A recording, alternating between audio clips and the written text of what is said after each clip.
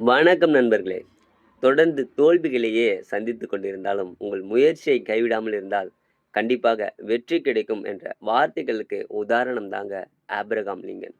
Abraham லிங்கனுடைய வாழ்க்கை நமக்கு ஒரு திருக்குறள நினைவுபடுத்துது. அந்த திருக்குறள உங்க கூட பகிர்ந்துக்கலாம் அப்படின்னு நான் வந்திருக்கேன். வாங்க காணொளிக்குள்ள போகலாம். ஆபிரகாம் லிங்கனோட வாழ்க்கை மிகவும் கஷ்டங்கள் மற்றும் சோதனைகளால நிரம்பியது அப்படின்னு தாங்க சொல்லணும். அவர் பிறந்த ஊர் மிகவும் வறுமையோட இருந்துச்சு. அவரால சரியா படிக்க முடியல. அவருக்கு நிறைய தண்டனைகள் மட்டும் கிடைச்சுக்கிட்டே இருந்துச்சு. தன்னோட 22 வயசுல அம்மாவ இழக்குறாரு. 24 வயசுல தொழில்ல தோல்விகள சந்திக்கிறாரு.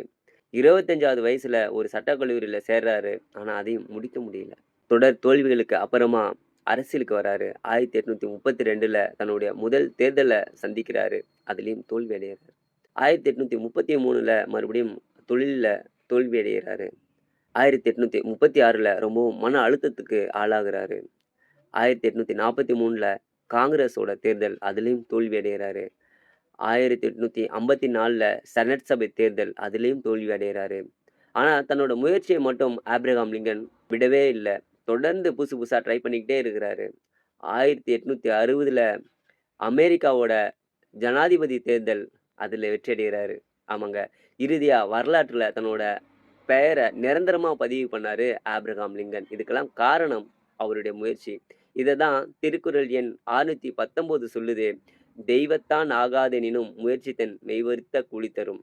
அதாவது தெய்வம் நமக்கு உதவ முடியாது போனாலும், முயற்சி நம் உடல் உழைப்புக்கேற்ற பலன கண்டிப்பா தரும் அப்படின்னு திருவள்ளுவர் சொல்றாரு. அதனால நாமும் நம்மளோட வாழ்க்கையில எத்தன தோல்விகள் வந்தாலும், துன்பங்கள் வந்தாலும் தொடர்ந்து முயற்சி செய்து கொண்டே இருப்போம். ஒரு நாள் கண்டிப்பா அந்த முயற்சி நமக்கு வெற்றியை தரும் அப்படின்னு சொல்லிக்கிட்டு நான் கிளம்புறேன். நீங்க இந்த காணொளி பற்றிய கருத்துக்கள மறக்காம பதிவு பண்ணுங்க. இந்த காணொளி பிடிச்சிருந்தா லைக் பண்ணுங்க, ஷேர் பண்ணுங்க, சப்ஸ்கிரைப் பண்ணுங்க. மீண்டும் வேற ஒரு காணொளியில உங்கள சந்திக்கின்றேன். நன்றி, வணக்கம்.